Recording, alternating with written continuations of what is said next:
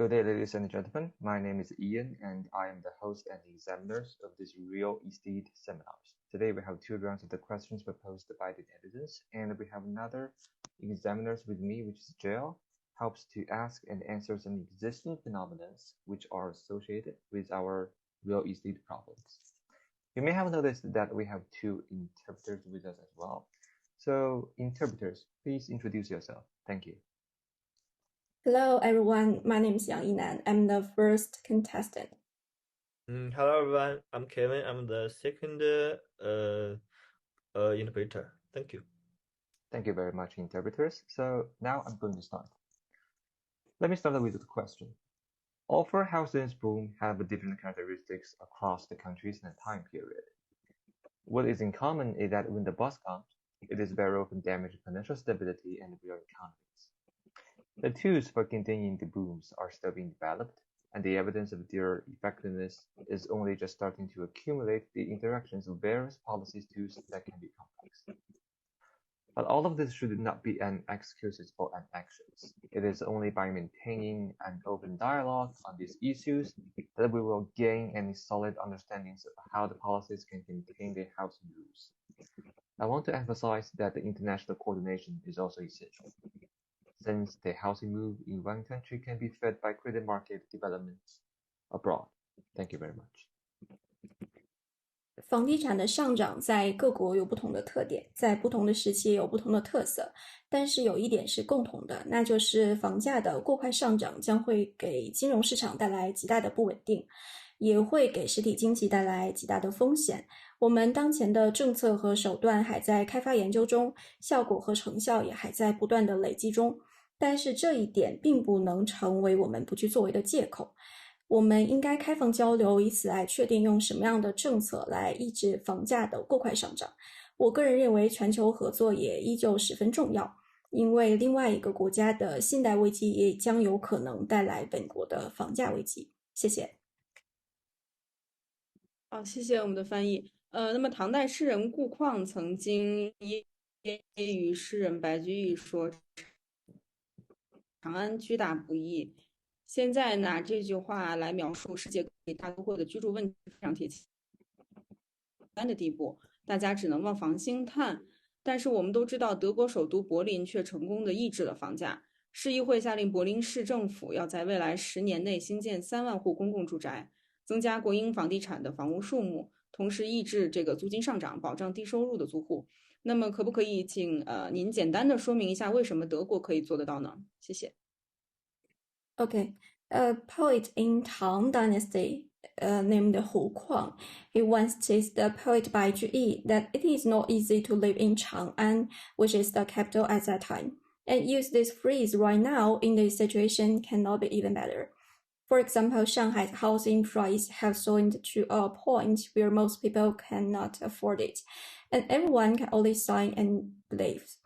However, as we all know, that in capital of Germany, which is in Berlin, the government successfully suppressed housing prices. The city council has ordered the Berlin city government to build 30,000 public housing units in the next 10 years, increase the number of houses owned by state-owned real estate companies, raising rents to protect low-income tenants. Can you briefly explain why Germany could have such a success? Thank you. All right, thank you, interpreters. So my answer is actually very simple. So one of the reasons that we can do this is because the Germany remain a country where most people can rent instead of buy all the houses. In Berlin, the proportion of the renters are as high as 85%. However, many neighbors are faster in buying houses rather than just the renting houses, but it will not affect the stability and the affordability of the house. This ongoing wave of the rent hikes has sparked wide concerns of the poor citizens. So the tenant-friendly policy are adopted to ensure the social justice and protect the housing rights, which our Germans view as a fundamental human right. Thank you. That's my answer. 在德国柏林呢，其实大多数的人他会选择用租房的形式来保障自己的住房权益，而不是说通过买房子。而且这个相关的数据达到了大概85%左右。但是同时也有一系列的问题在不断的涌现，那就是随着人们买房需求的不断上升，本来长期保持稳定的租金也在不断上涨。这种持续性的租金上涨也引发了低收入人群的广泛关注，因为在德国居住权益被认为是一项基本的人权，所以政府采取了一系列租户友好政策，以此来确保社会正义和保障他们的住房权益。谢谢。好的，这听起来是真是不可思议，特别是对于华人来说，因为我们有一个根深蒂固的观念，就是图私有财。我对于国营房地产公司的这个概念特别感兴趣。那么，请问这是像美国房利美 Fannie 或者是房地美 Freddie Mac 这种政府资助，可以说是半官方的房贷融资公司吗？能不能请您稍微说明一下这些国营房地产公司在居住正义方面所扮演的角色呢？谢谢。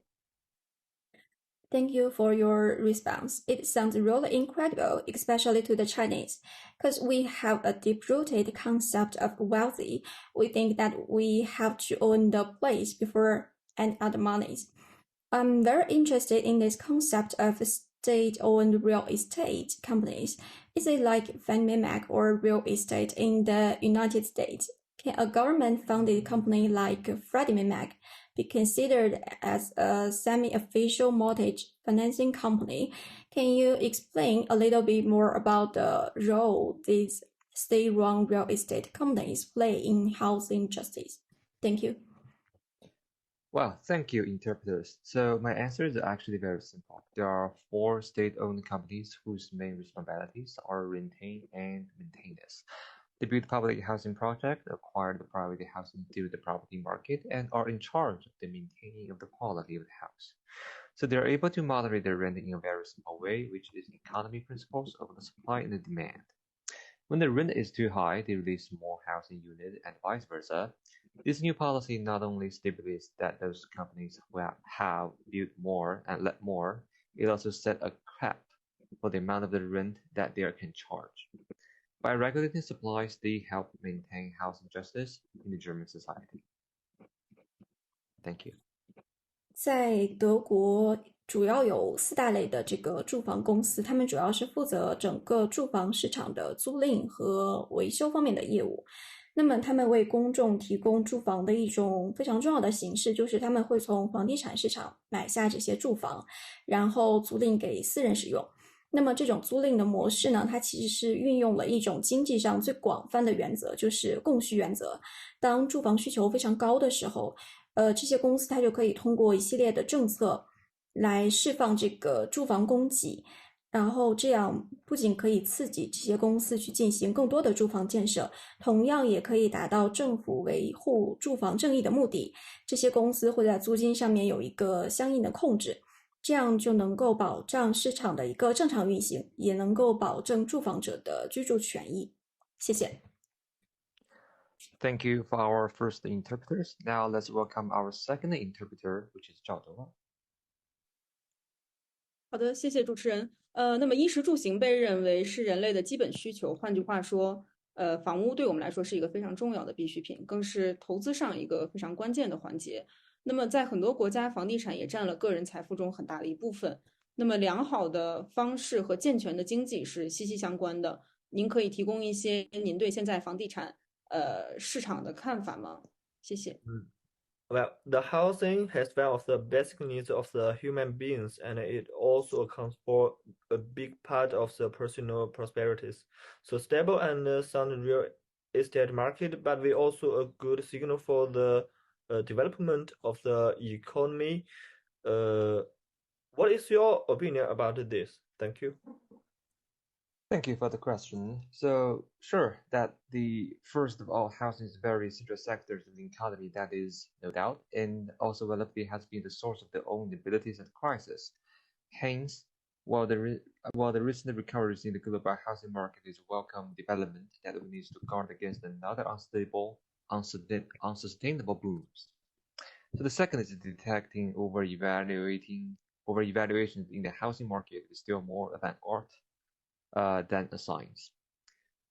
Broad measures such as housing price unit ratio provides a first pass, but detailed analysis and judgment are needed to make a call about these over-evaluations. Third is about the policies that take managed housing booms still under construction.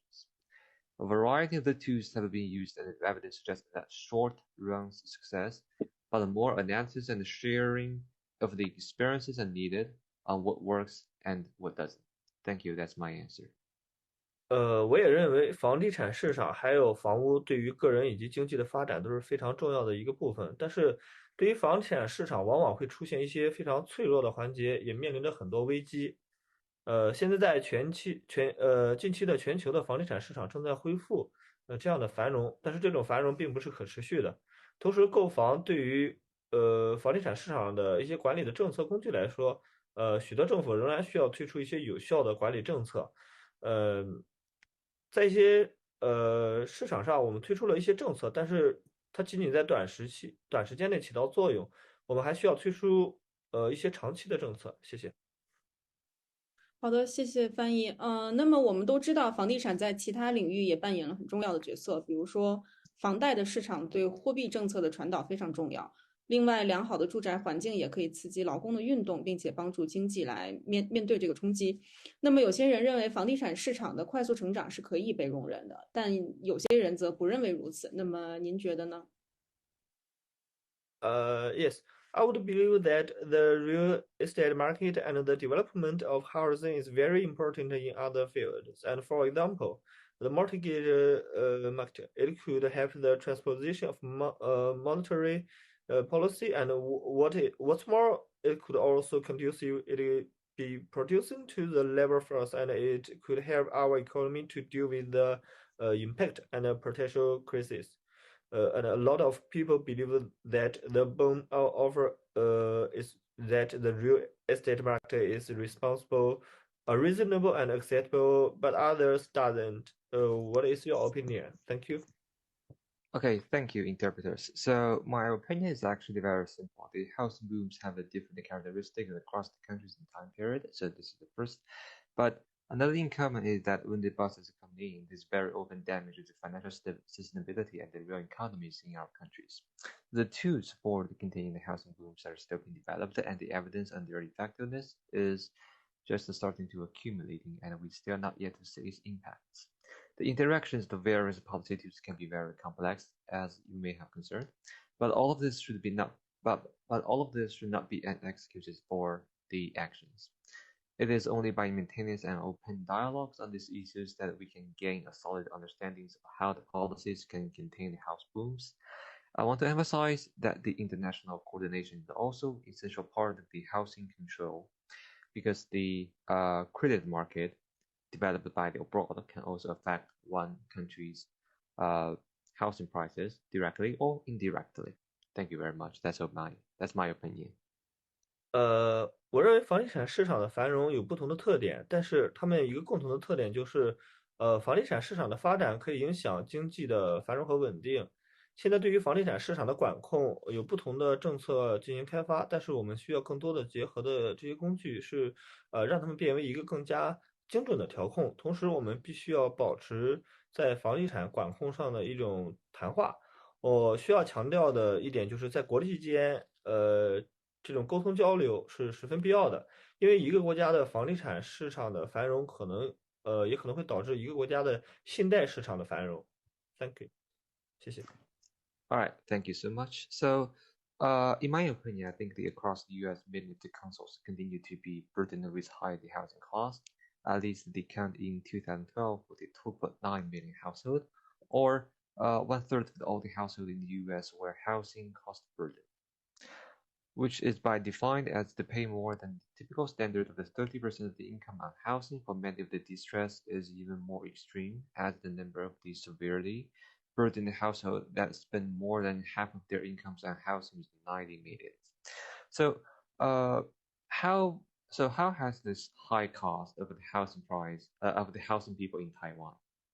That's my question. Thank you.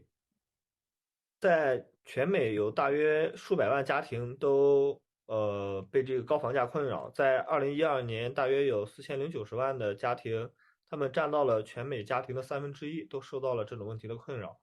他们的房价和所付的房租都已经超过他们收入的30%。